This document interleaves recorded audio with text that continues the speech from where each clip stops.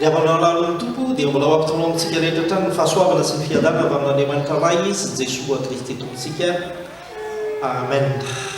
Amin'ny pianity riavako ny alahady farany amin'ity volana aogositra ity dia andeha ao fitiantsika ny lohahevitra izay manjeny ny fiangonan'i Jesosy Kristy eto Madagasikara manao hoe mitsangana hanohitra ny herisetra efa maro ny voalazantsika nandritra ny alahady nandritra ny fotoana maro izay nahazahoantsika nanatanteraka izany dia niventy izany vetikevitra izany isika manao hoe mitsangana hanohitra ny herisetra. Efa fantatsika fa misy ny herisetra tsy tamin'ny andron'i Jesosy, tsy tamin'ny andron'ny mpanjaka, fahampanjaka sy ny hafa rehetrarehetra ihany, fa hatramin'ny ankehitriny aza dia mbola misy ny herisetra.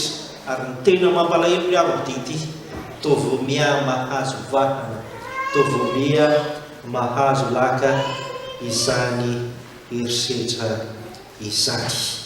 Koa amin'ity ity dia mamelana nareo andeha amintiny zany amin'ny alalan'reto antony anankitelo reto izay tokony ho faditsika, reto antony anankitelo reto izay tokony ho tandremantsika tsara, fa ireto antony anankitelo reto no mahatonga ny herisetra eo amin'ny fiainantsika, ao atokatramonao ao, any amin'ny toeram-piasana, any amin'ny toeram-pianarana, aty am-piangonana, any amin'ny fiarahamonina sy ny hafa rehetrarehetra eo amin'ny firenena, dia mety misy zany herisetra zany rehefa manjaka ireto antony telo reto. Ary niperekeopantsika telo nandeha ho ankalako zany riavana malalo mito.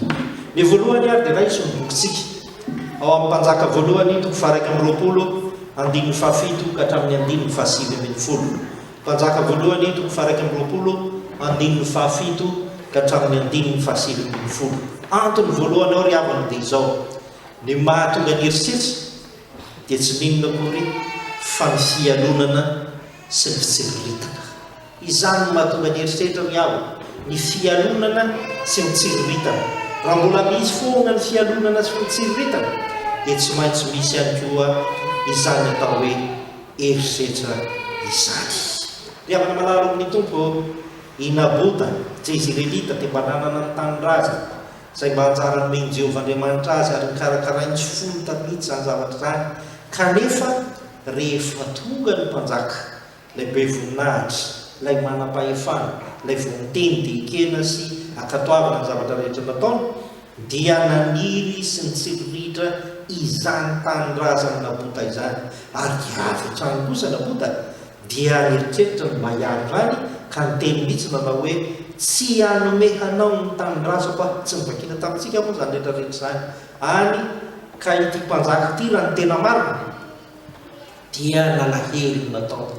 Ary rehefa nalahelo izy satria namoana, satria toa ohatrany tsy makatony baiko intsony ny olona ao amin'ny fanjakana, tsy mba manatanteraka izay fanindriny ny olona ao amin'ny fanjakana, dia nieritreritra ny tsy hinan-kanina izy mba hampisehoany izany alahelo izany. Riavana malalo amin'ny tompo, na inona nefa fihetsiky ny mpanjaka teto dia hiaba mpanjaka, dia aoka fantatsika fa ny fitsiriritana sy ny fialonana no tena antony izany rehetra izany. Satria niditra sehatra ndray Jezebela vadiny Nabota, vadiny Ahaba azafady, ary niraitsikombakomba taminy ka namorona taratasy lainga nanome baiko ny amin'izay mba hiampangana lainga any Nabota arak'izany.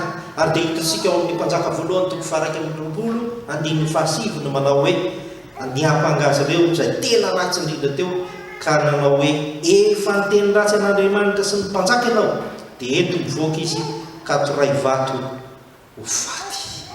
Tonga ny herisetra satria misy ny fitsiriritana, tonga ny herisetra satria misy ny fialonana. Efa tsy ny didy folo izany ry avako malala, tokony ho fantatsika tsara. Ary efa fantatry ny didy folo izay nomena ny zanak'Israely izany, ary mbola iainantsika hatramin'izao, fa fahotana lehibe ny fitsiriritana ny fananan'ny afo ary indrindra ny fialonana, satria dia mitarika antsika rehetra amorona sain-dratsy ampiatra herisetra izany rehetrarehetra izany. Riavana malalo amin'ny tompo, tiako no milaza aminao fa mbola tsy foana hatreto akory izany fomba fiainana nataon'ry Ahaba sy ry Jezebela vadiny izany, fa mbola misy izany hatramin'izao. Mbola maro ny herisetra. Inona no mahatonga ny halatra, inona no mahatonga ny vololona, inona no mahatonga ny famolanana, inona ny hatonga ny fifamonoana sy ny hafa rehetrarehetra. moava tsy ny fitsiriritana sy ny fialonana avokoa izany rehetrarehetra zany koa tsy maintsy toeritsika zany ary Paoly apôstôly dia milaza manao an'izao amin'ny soratra masina izay misoratany avana izay manao zany zany hoe izay mitsiritritra sy miaina ao anatin'ny fialonana ny fananana ny hafa dia tsy mahandova ny fanjakan'Andriamanitra. Dia avana malala amin'ny tompo tandreny tsara fa zavatra tsy atao inona akory dia midika fitsiriritana sy fialonana eo amin'ny fiainana ary mitarika heritreritra izany rehetrarehetra izany. Ianao mba mieritreritra mitandrina mafy ny fiainanao kanefa dia afafy ny Satana ihany zany hevidratsiny ka dia tafalatsaka anatin'ny fandrika mitsiriritana sy ny fialonana isika. Ary ny mampalahelo dia ity na aty anatin'ny fiangonana aza dia tonga zany indraindray. Dia avana malala mpitory ny filazantsara isika, mpilaza ny famonjena isika, ny baiko nomeny tompo sy ny antsoin'ny tompo antsika dia izao toero hatramin'ny farany ny herisetritra. Ka tsy maintsy mitsangana manompo zany herisetritra zany isika, manana fifahasahina sika anatanteraka izany ary ny fahasahina izay ataontsika dia araka ny voalazan'ny Paoly apôstôly ao amin'ny Filipianina toko voalohany 1:20 manao hoe fialonana sy fifandirana aza ny itoriany sasany any Kristy fa fifaliana kosa ny any sasany. Midika an'izany dia izao naoka mba ho fifaliana no itorentsika an'Andriamanitra. Ahoana moa zany avako? Aoka fifaliana ny andehanana ao aty am-piangonana, aoka fifaliana ny iranao mihinana ny tompo, aoka fifaliana no amakinao ny soratra masina, aoka fifaliana no anaovanao ny asan'Andriamanitra rehetra izay efa niantsony anao, aoka fifaliana ny karakaranao ny zanakao sy ny ankonanao ny tokantrano ao, aoka fifaliana no entinao mandeha miasa, aoka fifaliana no entinao mianatra, aoka fifaliana no entinao mijobo vavolombelona amin'ny fiainanao rehetrarehetra fa manana an' Jesosy Kristy ianao. Fa rehefa izany tanteraka ao dia tsy hisy jezebela, tsy hisy ahaba izay hitsiriritra sy hialonanao ka hahatonganao vofingana fa Kristy no miaro anao anatin'izany. Satria fantatsika tsara fa ny famaranana miperika bazay vakina tamintsika teo tsy navelan'Andriamanitra andalo foana izany saindratsy afafy Satana zany ka nahatonga fitsiriritana sy fialonana nahatapitra ny ain'ny nabota fa narovany zany ary dia efa nampiomaniny sady tamin'ny aba-panjaka fa tsy maintsy mihoatra lavitra noho izany ny fahoriana izay miaritra aminy. Ry havana malala amin'ny tompo, antony voalohany mahatonga ny herisetritra dia fitsiriritana sy ny fialonana koa ialao lavitra zany ary mba tsy homanin'izany ny fiainantsika. Izay ny voalohany fa ao amin'ny marika toko fahaenina 1:20 ka hatramin'ny 9:7 indray, ao amin'ny marika toko fahaenina 9:20 ka hatramin'ny 7:20 indray, izay tsy inona akory fa mitantara ny fiainan'ny Herôda sy Herodiasy izay vadiny rahalahy kanefa dia lasa vadiny ihany koa noho ny filibana sy ny filany nofo, dia misy antony anankiray ihany koa. Ny antony mahatonga ny herisetritra dia ny fitiavana ny filibana sy ny fitiavana ny filany nofo ankoatran'ny fitsiriritana sy ny fialonana. Ry havana malala ity antony faharoa ity dia mazava tsara fa hoy ny soratra masina rehefa miaina ao anatin'ny filibana sy ny filany nofo isika olombelona dia lasa romotra ka mamorona herisetra ahafahany manatanteraka izany rehetrarehetra izany. Herôda mpanjaka eto miresaka ry havana, inona moa tsy vita an'izany Herôda mpanjaka izany? Moa ave tsy mibaiko izy dia efa vitany avokoa ny zavatra rehetra, ary moa ave ny inona dia diaviny amin'ny fiainana tsy ho azo n'izany rehetrarehetra izany.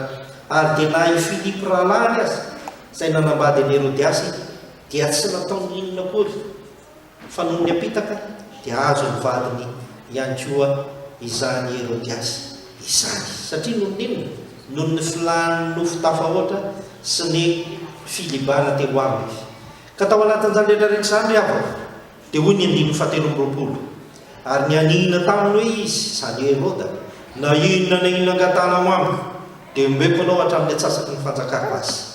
Mpanjaka dia samy lazan'izany, mpanjaka dia samy ny aniny eo masony rehetra noho ny filany nofo sy ny filibana fa hanome ny atsasaky ny fanjakana ho an'izany vadiny ralany izay raha azony ampitaka izany. Raha malala amin'ny tompo tsy nampozy ny valiteny satria ny valiteny dia mazava tsotra hoe ny zanaky Hérodias sy Hérodias sy nakeo amin'ny Hérode rehefa varina tao anatin'izany filibana zany sy zany etaetany filany nofo zany dia nanao ny lohany Jaona mpanao batisa no etoeto amiko.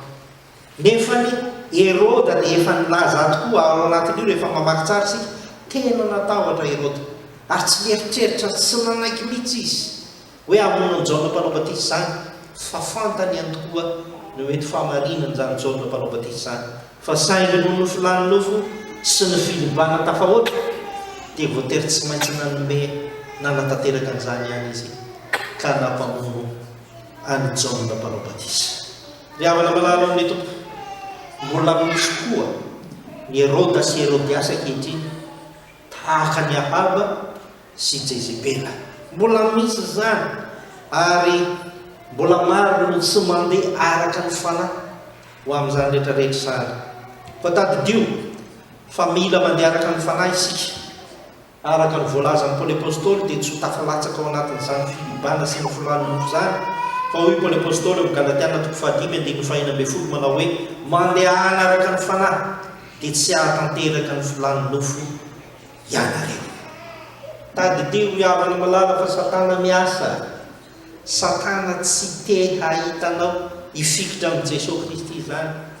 Satana tsy hamelanao rero amin'izany. Tsy mampatahotra nefa ny dikan'izany fa tsika manana ny Jesosy Kristy miava, isika manana ny Jesosy Kristy manampy, isika manana ny Jesosy Kristy ka mandeha araka ny fanahy araka ny torolalany soratra masina. Noho izany dia ho sanaky avitsika ny andeha hiaina amin'ny filibana sy ny filany nofo arak'izany satria tsy manan-kely amintsika intsony izany rehetrarehetra izany. Ao amin'ny Petera voalohany eo ry havana 2:1-10 dia misy an'izao amin'ny anaran'i Jesosy: ry malala, mananatra anareo aho satria vahiny sy mpivahiny ianareo, fa dia ny filany nofo fa miady amin'ny fanahy ireny. Tiany Petera ho lazainy amin'izany dia izao mandary fotsiny ihany fiainana io. Aza mieritreritra na misaina ho amin'izany fa mandary fotsiny ihany izany hoe vahiny sy mpivahiny ihany ianareo fa manava kosa ary miadia ny amin'izay mety ahatonga herisetra. Ry havana malala, tandremo tsara fa misy fanahy ratsy izay mitarika ary tokony fantatsika izany. Aoka tsy mitehitra amin'ny herisetra ny nofo isika satria ny Andriamanitra izay vavahantsika dia Andriamanitra ny filaminana. Ry havana malala, fantatsika tsara zany. Iza moa sika tsy mieritreritra na izy eto amin'izao tontolo izao dia manjaka ny filibana ankehitriny, ny fimamona, ny fidorohana zava-mahadomelona, ny fijangajangana sy ny hafa rehetra arak'izany. Matetika dia mefara amin'ny herisetra reny, fantatsika tsara. Ary ny vaovao izay mifamafo amin'ny fiainantsika eto amin'izao tontolo izao dia tahaka an'izany ny ankamaroany ary tsisy firenena tsy hiaina sy miaina ao anatin'izany araka an'izany ny famonona, ny fanolanana, ny fanarotana ny fisi-karazany izay miatra amintsika. Mila manohitra izany ny fiangonana ary tokony mpisarana an'izany isika. Mila manohitra izany isika tsy amin'ny hoe adiny basy ny hafa akory, fa manohitra izany isika amin'ny alalan'ny fitoriana ny filazantsara, amin'ny alalan'ny fihetsika sy ny fijoroana vavolombelona araka ny fotoana izay niarahantsika tamin'ny ankizy teo. Fa izany no entsika mandresy ny herisetra mba izay hiteraky ny filany nofo sy ny filibana.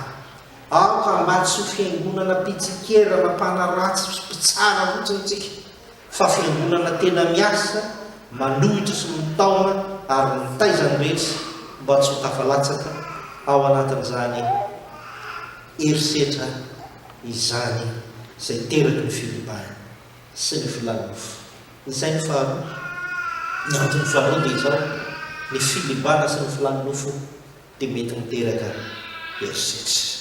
Fa ny fahatelo havana dia izao: ao amin'ny asan'ny apôstôly 5:1 andininy 5:1 ka hatramin'ny andininy 4:30 izay mitantara indrindra ny amin'ny asa nataony Paoly sy Silasy ka nahatonga azy ho any an-dranomasina. Ny atao hoe manana fanahy mahavaly ilay vehivavy izay niaraka tamin'izy ireo andeha hivavaka io, izany hoe nanaraka azy tany am-piangonana ihany koa ity vehivavy ity, ary miafina ao anatin'izay toetrany hoe mpivavaka izay izy, ny hoe manana fanahy mahavaly ry havako, dia tsy inona koa ny dikany fa manana fanahy ratsy ny dikan'izany. Manana fanahy ratsy ny dikan'izany, ary ao no fantatsika izany fa zavatra misy iainy atsika izany, ary Jesosy Kristy dia efa nilaza izany amin'izay mety ho vivian'izany rehetrarehetra izany.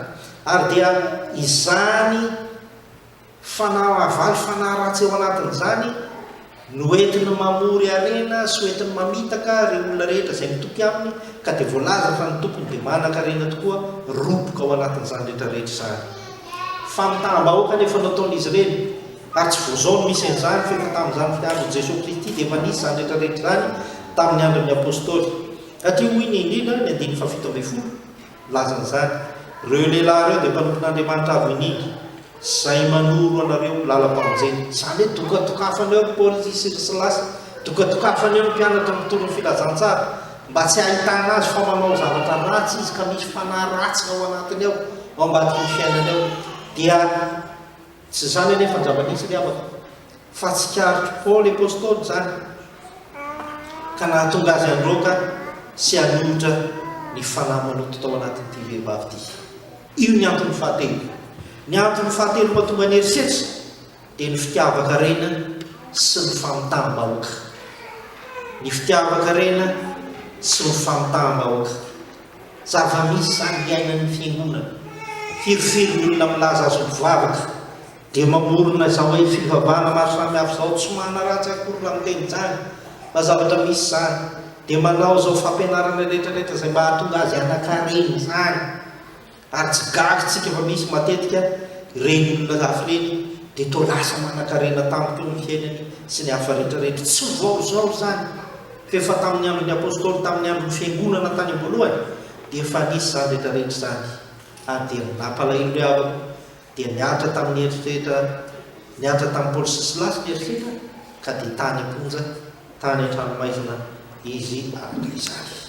Haitsika tsara fa voadrokodrokony izany vehivavy izany avokoa ny tao an-tanàna rehetra mba hianohany ry havako ny filazany azy, tao ny gouvernement, tao ny vahoaka, tao ny loholona, izany sy ny hafa rehetrarehetra izay miaraka taminy ka nahatonga izany eritreritra vokatry ny fanahy ratsy izany. Ry havana malala, mila mitandrina isika fa indraindray mody miafina any ambadiky ny fivavahana ny olona kanefa mamafy eritreritra ary dia voafitaka isika ao anatin'izany rehetrarehetra izany. Efa rano reny dia tokony ho haitsika tsara fa ny fampahoriana sy ny fampijaliana ny hafa. Firifiry manaraka an'ireny fanompoam-pivavahana reny, reny atom-pivavahana reny izay mifono eritreritra ny ambadika any fitiavaka-rena sy famitaham-bahoaka, zavatra misy izany ry havako dia hiarany eritreritra izay tafaroboka any, ao ny rava-fananana, ao ny simba-tokantrano sy ny sisa sy ny sisa eo anatin'ny fiarahamonina. Ry havako malala, tandremo fa tsy ho sanatria manaratsy ny hafa fotsiny ihany, fa na dia aty amintsika fiangonana azy indraindray dia mety tafiditra ihany koa izany fitiavaka-rena sy famitaham-bahoaka izany. Izany ny antony mahatonga ny eritreritra. Hoy Marka 13:22, Jesosy Kristy no milaza an'izany ary voasoratra ao amin'ny filazantsara araka ny Marka. Fa izy Kristy samboka sy mpaminany samboka hitsangana ka aneo famantarana fahagagana amin'ny tanana dia ny olo-moafidy azy raha azo atao izany.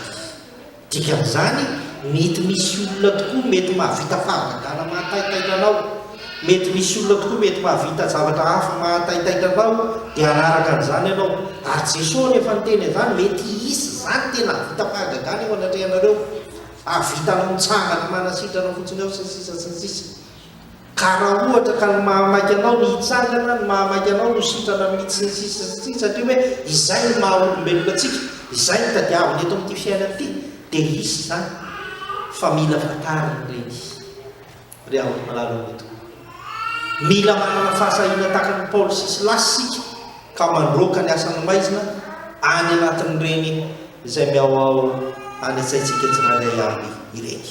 Hoy Jaona amin'ny Jaona voalohany toko fahaefatra andininy voalohany, epistely nosoratany Jaona zany ny epistely voalohany soratany Jaona. Ry malala, aza mino fanahy rehetra fa izao toetra mifanana avy amin'Andriamanitra reny na tsisy satria maro ny mpaminany sandoka efa lasany amin'izao tontolo izao. Tsy maintsy misafidy isika na ny mpaminany sandoka sy ny eritreritany na Jesosy Kristy sy ny famonjeny, na ny mpaminany sandoka sy ny famonoanantsika na Jesosy Kristy sy ny fiainana izay omenitsika, fiainam-baovao iray araka izany. Sondrana masina dia manao an'izao, raha amin'izao fiainana izao ihany no anatenantsika any Kristy dia mahanta indrindra samy ilatsika. Dikan'izany dia izao aza dia ny amin'ny nofo loatra no anarana Kristy fizany omeny ny malalany sy ny tiany rehetrarehetra izay mino azy zany. Fa ny anarana Kristy kosa dia izao noho izy mamonjy, noho izy manampy, noho izy mitantana antsika tsirairay avy. Noho izany mila toerintsika ny eritreritra. Ary isika izao no andrasan'i Kristy hanolotra zany ka hijory vavolombelona amin'izany. Ka mba tsy ho isika no anatin'ny fialonana sy fitseritana, mba tsy ho isika no anatin'ny filibana sy ny filanofo, ary mba tsy isika mitoky amin'ny fitiavana-karena sy ny fanontany-bahoaka. Rehefa tanterakatsika izany dia tsy menatra ny vavolombelona tompontsika isika. Amen.